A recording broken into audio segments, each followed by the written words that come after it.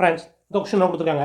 ஒரு மிகப்பெரிய 5 இலக்க எண்ணை 3, 5, 8 மற்றும் 12இல் வகுக்கும்போது கிடைக்கும் மீதி 2 எனில் மிகப்பெரிய 5 இலக்க எண்ணானது என்னன்னு கேட்டிருக்காங்க.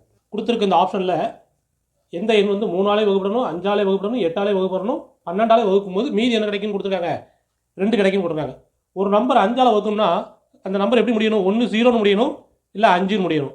அது வகுத்ததுக்கப்புறம் நமக்கு மீதி என்ன இருக்குன்னு சொல்லிட்டாங்க, 2 இருக்குன்னு சொல்லியிருக்காங்க. இப்போ 0 + 2னா 2ன்னு முடியணும், 5 + 2னா 7ன்னு முடியணும்.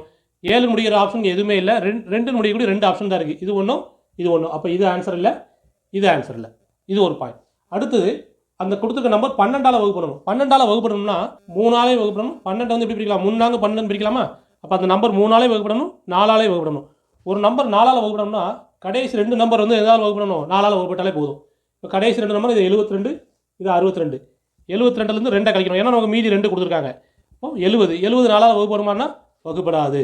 அதே இது 62லேருந்து 2 கழிச்சிங்கன்னா 60 4ஆல் வகுத்தா 15. அப்போ இது வகுப்படும். இப்போ இதுதான் நம்மளோட ஆன்சர்.